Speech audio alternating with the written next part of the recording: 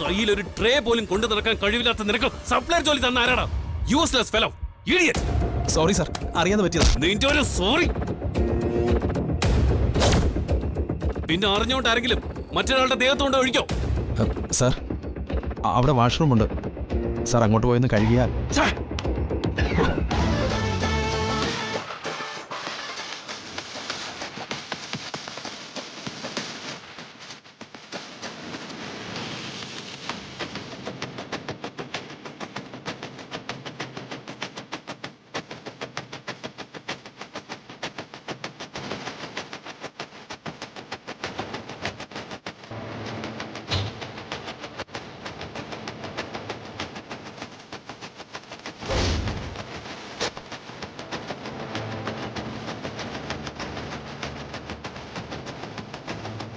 തല്ലി കിട്ടി, പക്ഷെ മിഷൻ സക്സസ്.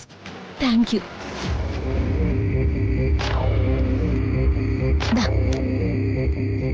ചായ ഒഴിച്ചത് മതിയാവും, പക്ഷെ തല്ലി കിട്ടിയതിനോ?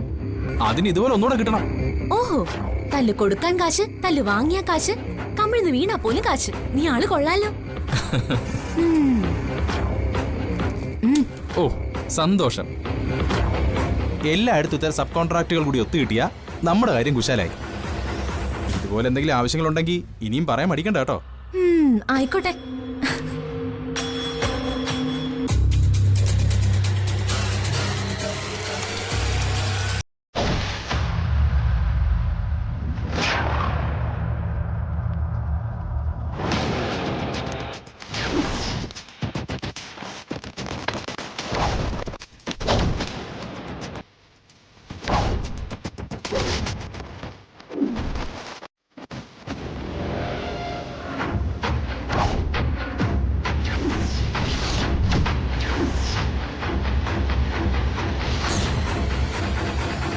അവിടെ കിടന്നു എന്റെ മേഘനാഥ.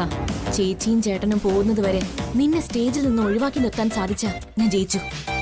ഇടയ്ക്കിടയ്ക്ക് ഞാൻ വന്ന് നോക്കിക്കോളാം. ദൈവമേ, ഈ ദുഷ്ടനെ ആരും തുറന്നു വിടരുതേ.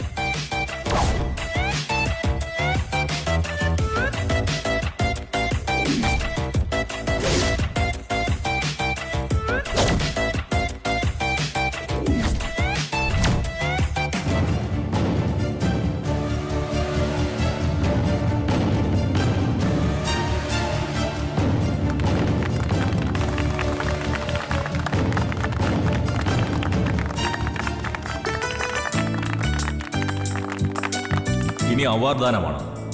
പ്രോമിസിംഗ് യൂത്ത് എന്ന് എല്ലാ അർത്ഥത്തിലും പറയാവുന്ന രണ്ട് ചെറുപ്പക്കാർ. അവർ ദമ്പതികളാണ്, ഒരേ സംരംഭത്തിന്റെ ഭാഗമാണ്. അഞ്ജലിയും പ്രസാദും. ഇവന്റ് മാനേജ്മെന്റിൽ പുതിയ തലങ്ങൾ കൊണ്ടുവന്ന സംരംഭകർ. അവരെ ഈ അവാർഡ് സ്വീകരിക്കുന്നതിന് മുമ്പ് തങ്ങളുടെ അനുഭവ പരിചയങ്ങളെക്കുറിച്ച് സദസ്സിനോട് 2 വാക്ക് സംസാരിക്കുന്നതിനായി ക്ഷണിക്കുന്നു. വരൂ.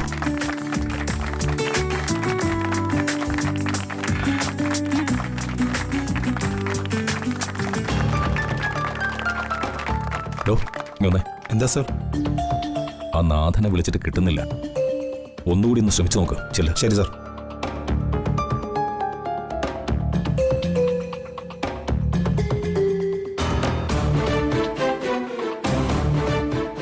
എല്ലാവർക്കും നമസ്കാരം.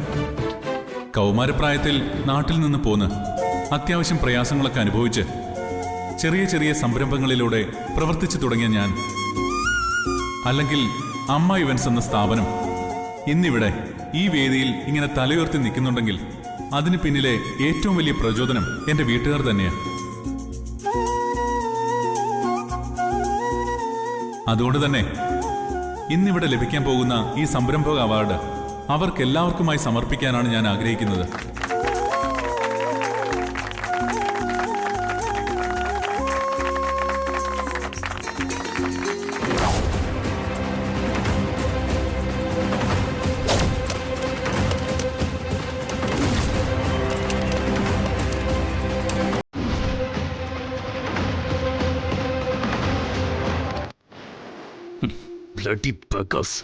ആരാ ഇത് പുറത്തുനിന്ന് ലോക്ക് ചെയ്തത്?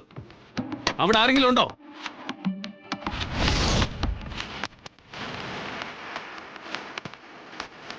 calling is out of network coverage area. Try later.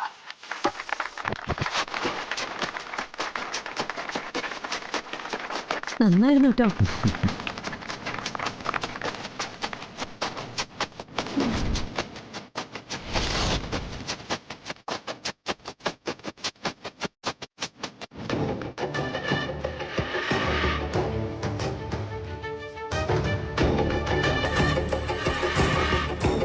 ആരെങ്കിലും ഒന്ന് തുറക്കോ.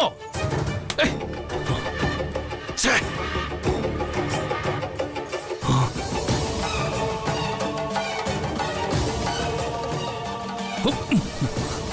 ഛേ. റേഞ്ചുമില്ല. Bloody beggars.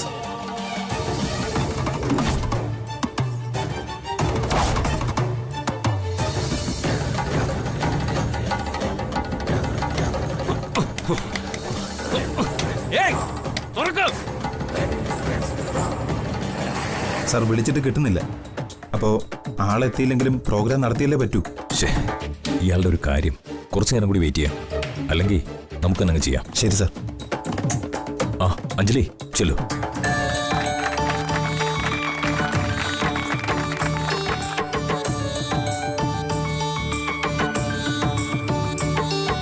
പ്രിയമുള്ള സുഹൃത്തുക്കളെ, ഇങ്ങനെ ഒരു അവാർഡിന് എന്നെയും തിരഞ്ഞെടുത്തതിന് ഇതിന്റെ സംഘാടകരോട്, പ്രത്യേകിച്ച് മുൻ മേയർ ശ്രീ ഉപേന്ദ്രനാഥ വർമ്മ സാറിനോട് എനിക്കുള്ള നന്ദി രേഖപ്പെടുത്തുന്നു. ഒരു സംരംഭക എന്നതിന്റെ അർത്ഥം പോലും വ്യക്തമായി അറിയാത്ത ആളാണ് ഞാൻ. അങ്ങനെയുള്ള എന്നെ സംരംഭകയാക്കിയത് എന്റെ പ്രസാദേട്ടനാണ്.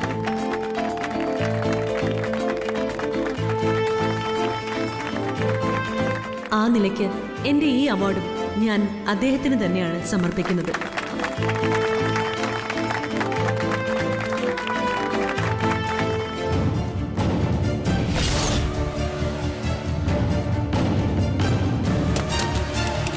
തർക്കിച്ചും വഴക്കിട്ടും താൻ പോരുമ കാണിച്ചും പ്രൊഫഷണൽ വീഴ്ചകൾ വരുത്താൻ ശ്രമിക്കാതെ ഒരേ മനസ്സോടെ പ്രവർത്തിക്കാൻ കഴിയുന്നതാണ് ഞങ്ങളുടെ വിജയരഹസ്യമെന്ന് ഞാൻ പറയും.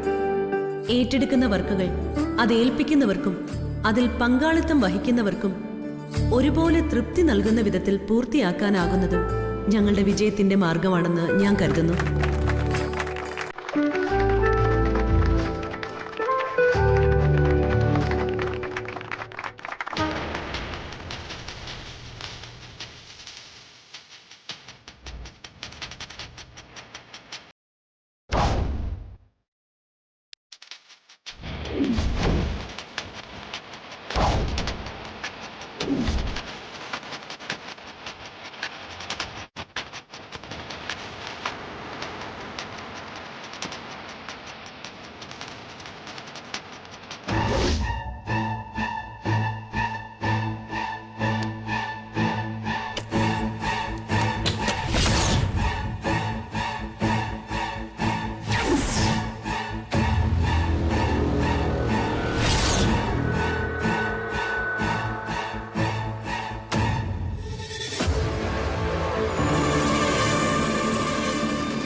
എന്താ പറ്റിയ സാറേ? ഏതോ വിവരം കിട്ടവൻ പറ്റിച്ച പണിയാ. ഷർട്ടിൽ വീണ ജ്യൂസ് ഒന്ന് കഴുകാൻ കയറിയതാ ഞാൻ. ആരോ പുറത്തുനിന്ന് ലോക്കിട്ടു.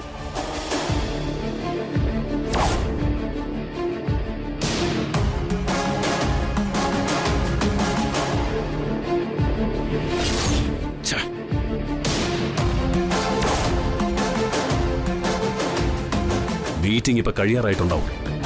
ആ വർമ്മ സാറിന്റെ മുഖത്ത് ഞാനിപ്പോ എങ്ങനെ നോക്കും?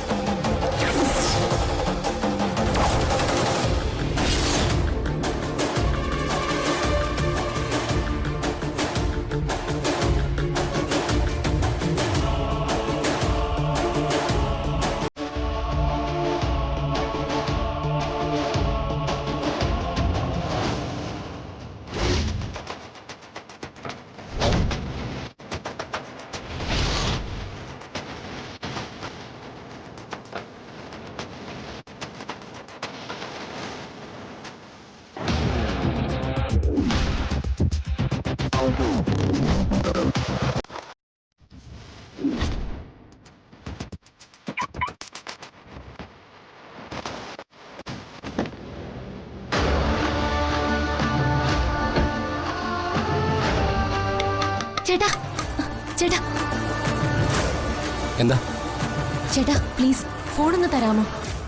അത്യാവശ്യമായിട്ട് വീട്ടിലൊന്ന് വിളിക്കാനാ. ഞാനിവിടെ സുഖമില്ലാത്ത അമ്മയും കൊണ്ടൊരു ഫംഗ്ഷന് വന്നതാ. ഫോൺ എടുക്കാൻ മറന്നു. പെട്ടെന്ന് അമ്മയ്ക്കൊരു ചെസ്റ്റ് പെയിൻ. അച്ഛനോട് കാർ കൊണ്ട് വരാൻ പറയാനാ. പ്ലീസ് ചേട്ടാ പ്ലീസ്. ദാ.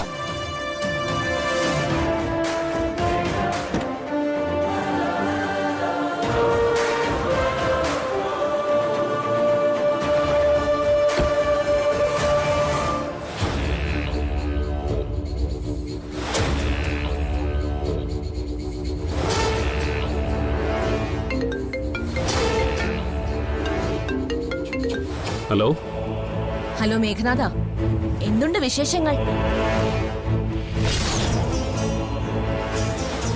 നീ എന്നെ ഈ നഗരത്തിലാകമാനം തിരഞ്ഞു നടക്കാണെന്നറിഞ്ഞു. നടന്ന് നടന്ന് ക്ഷീണിച്ചതല്ലാതെ ഇതുവരെ പ്രയോജനമൊന്നും ഇല്ലല്ലേ? ഏയ്, ആരാ നിങ്ങള്? ഞാനെന്തിന് നിങ്ങളെ തിരഞ്ഞു നടക്കണം? Who the hell are you? Sorry, നീ ഹെല്ലിലേക്കെന്ന് പറഞ്ഞയച്ച ഒരാളില്ലേ, തൃപ്പങ്ങോട്ട് സുഭദ്ര. തന്റെ അവസാന ശ്വാസം വരെയും നിന്നെ മാത്രം അന്ധമായി വിശ്വസിച്ചിരുന്ന ആ സ്ത്രീ, അവരുടെ അനിയത്തിയാ ഞാൻ. പേര് രാധ.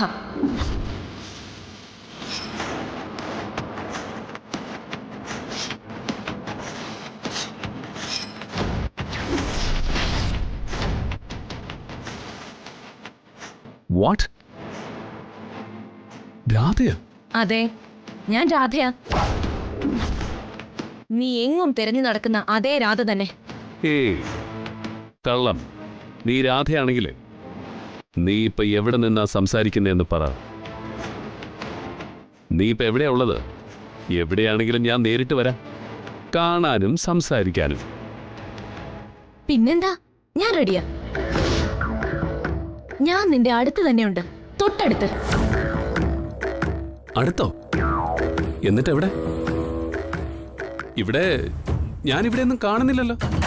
അടുത്തെന്ന് പറഞ്ഞാ ഈ ഓഡിറ്റോറിയത്തിന് മുൻപിൽ നിന്റെ കാറ് കിടക്കുന്നതിന്റെ അടുത്ത്, എന്റെ സ്വന്തം കാറിൽ. ശരി ശരി, വെയിറ്റ് ചെയ്യ, ഞാനിത് അങ്ങോട്ട് വരിക. അങ്ങനെ വെയിറ്റ് ചെയ്യാനൊക്കെ ബുദ്ധിമുട്ടാണ് മേഘനാഥ. എന്നെ കിട്ടണമെങ്കിൽ എന്റെ പിന്നാലെ വരണം. ഇതൊരു നീല കൊച്ചു കാറാ,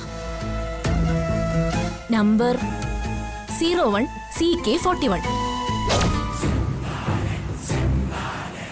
ഹലോ ഹലോ ഹലോ.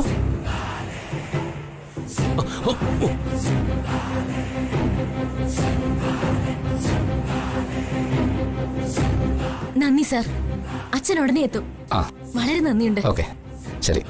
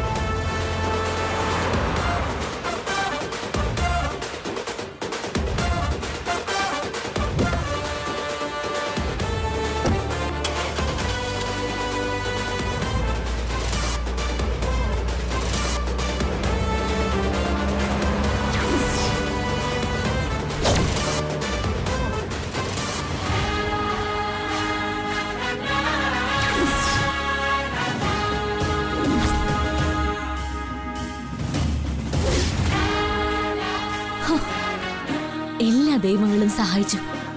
ഭാഗ്യത്തിന് ചേച്ചി ആളിൽ നിന്ന് രക്ഷപ്പെട്ടു. ദൈവത്തിന് നന്ദി.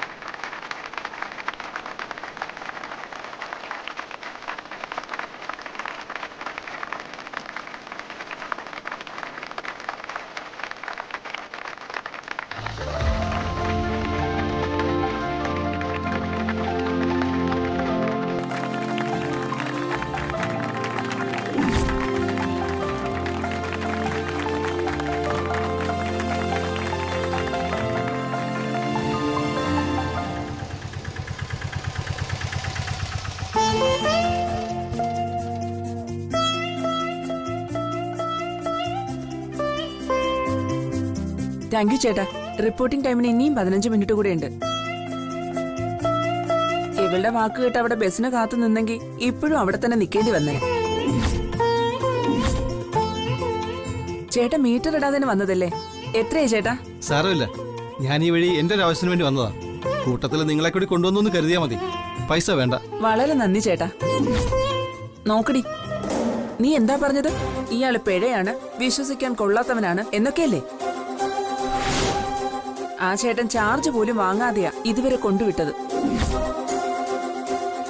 നിന്റെ ഈ വർത്താനത്തിനെ ഒരു സോറിയെങ്കിലും പറ. ഇവനോടൊക്കെ ആരാ സോറി പറയുന്നത്? ഓട്ടോ ചാർജ് വാങ്ങാതെ കൊണ്ടിറക്കുന്നതേ ഒരു തരം ചൂണ്ടയിടല. അത് കണ്ട് അടുത്ത തവണ നീ കയറും. കാട്ടിലോ കയത്തിലോ ഒക്കെ കൊണ്ട് തള്ളും. അതുകൊണ്ട് പറഞ്ഞത് തന്നെയാ. അതിന് ഇയാളോട് സോറി പറയാനൊന്നും എനിക്ക് പറ്റില്ല. സോറി ചേട്ടാ, അവക്ക് വേണ്ടി ഞാൻ സോറി പറയുന്നു.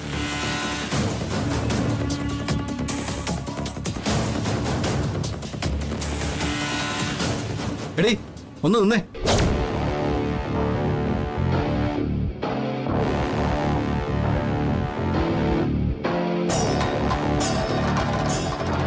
നീ കുറെയൊക്കെ വർത്തമാനം പറഞ്ഞല്ലോ.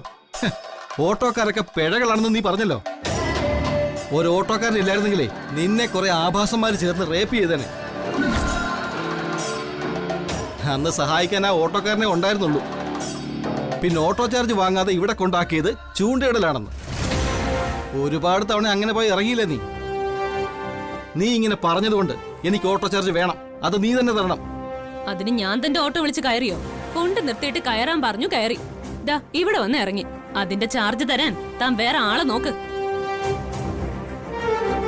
നിന്നെ ഞാൻ ഓട്ടോയിൽ എടുത്തു കയറ്റിയതൊന്നും അല്ലല്ലോ. നീ സ്വയം വന്ന് കയറിയതല്ലേ? സ്വയം വന്ന് കയറി യാത്ര ചെയ്താ നിശ്ചയമായി ഓട്ടോക്കൂലി തരണം. കാശിതാ 120 രൂപ എടുക്ക്. എത്രയും വേഗം എടുക്ക്. ചേട്ടാ ഞാൻ തരാം.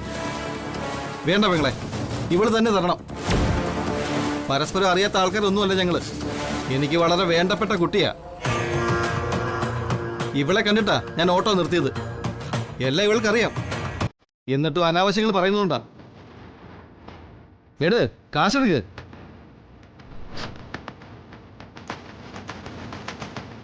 ഏ 100 രൂപയോ? ബാക്കി ആര് തരും? ആര് തരുമെന്ന് പറ. ഞാൻ തരാം ചേട്ടാ. വേണ്ട പെങ്ങളെ, ഇത് തന്നെ ധാരാളം.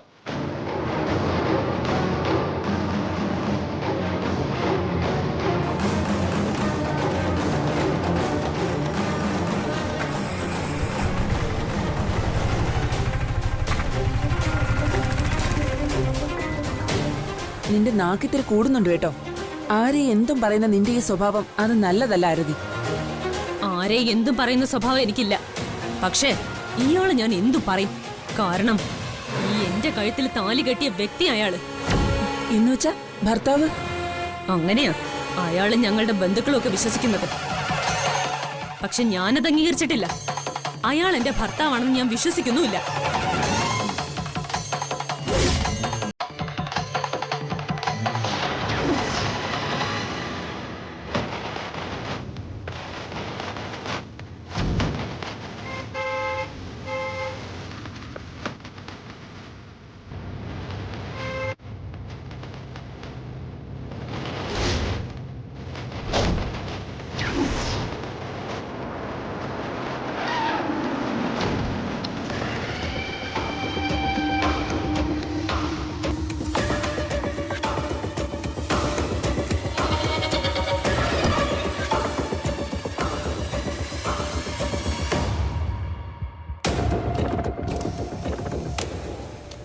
എവിടെ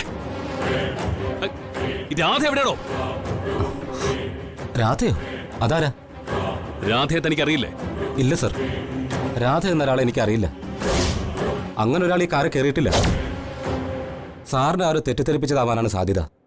രാധ എന്നെ വിളിച്ചു പറഞ്ഞതാണല്ലോ അവൾ ഈ കാറിനകത്തുണ്ടെന്ന്. അത് പിന്നെ നീ അറിയാതെയാണോ? അറിഞ്ഞോ അറിയാതെയോ ഈ കാറിൽ ആരും കയറിയിട്ടില്ല സർ. അങ്ങനെ ആരെങ്കിലും സാറിനെ വിളിച്ച് പറഞ്ഞിട്ടുണ്ടെങ്കിൽ അത് ബോധപൂർവം നിങ്ങളെ വിഡ്ഢിയാക്കാൻ വേണ്ടി ചെയ്ത നാടകമായിരിക്കും. നിങ്ങളെ വിളിച്ചു പറഞ്ഞ സ്ത്രീയോട് തന്നെ നിങ്ങളത് ചോദിച്ച് ഉറപ്പാക്കണം സർ. എന്നെ വെറുതെ ബുദ്ധിമുട്ടിക്കാതെ നിങ്ങൾക്ക് കോൾ വന്ന നമ്പർ വിളിച്ച് ചോദിക്കണം.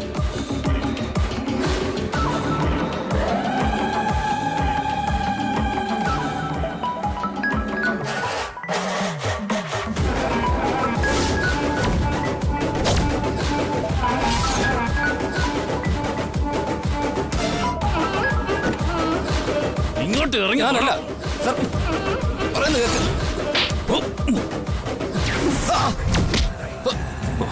ആ